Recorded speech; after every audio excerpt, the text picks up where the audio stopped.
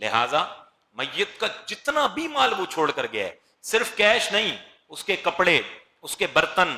اس کے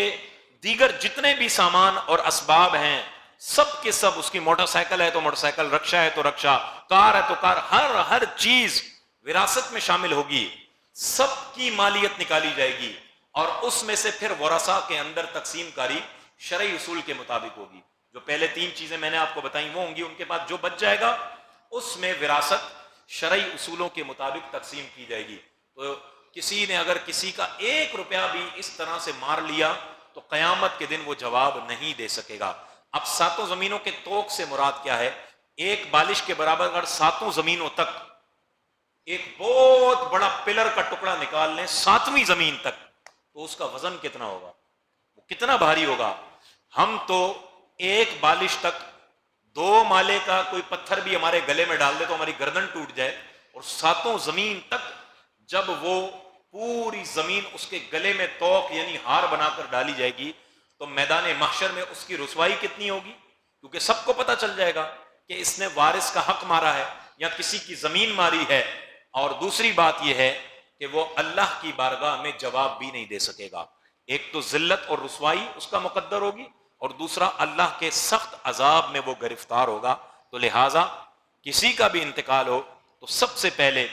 کسی مفتی کے پاس جا کر شرعی رہنمائی لی جائے، عالم سے مسئلہ نہ پوچھا جائے، کیونکہ وراثت کے مسائل بعض اوقات علماء کو بھی بھول چکے ہوتے ہیں، کیونکہ یہ ایک الگ فیلڈ ہے، الگ فن ہے۔ عالم کورس کرتے ہوئے پڑھا تو جاتا ہے، لیکن جب تک اس کی پریکٹس نہیں ہوگی اس وقت تک انسان اس کا مسئلہ حل نہیں کر سکتا۔ تو لہٰذا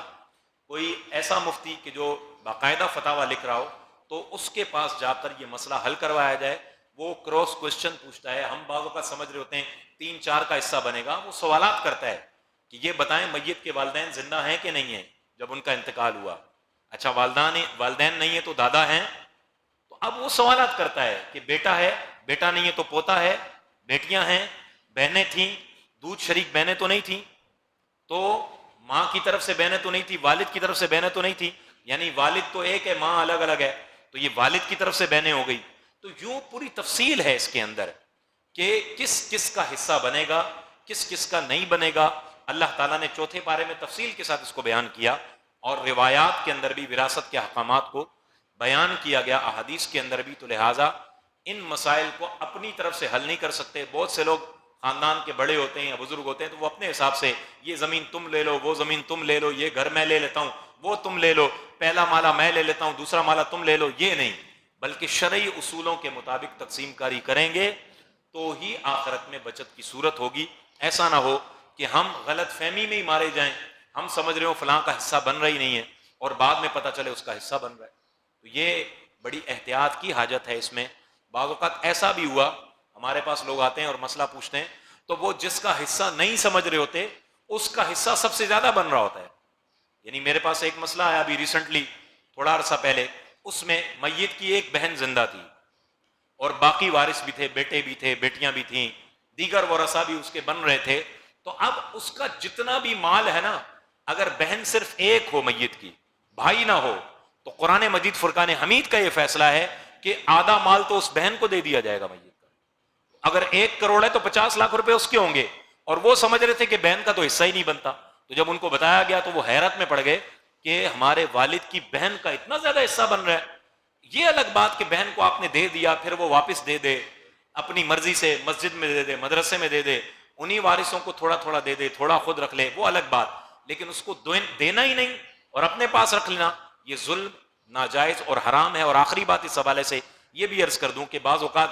ورثاء کو اللہ نے دیا ہوتا ہے تو وہ کہتے ہیں مجھے نہیں چاہیے، میں نے اپنا حق چھوڑ دیا۔ تو یاد رکھیں اس طرح حق چھوڑنے سے حق ختم نہیں ہوتا۔ شریعت کا اصول یہ ہے کہ جس وارث کا حصہ بن رہا ہے اس کو اپنا حصہ لینا پڑے گا، یا پھر ایک دوسری صورت مصالحت کی ہوتی ہے کہ وہ کچھ نہ کچھ لے لے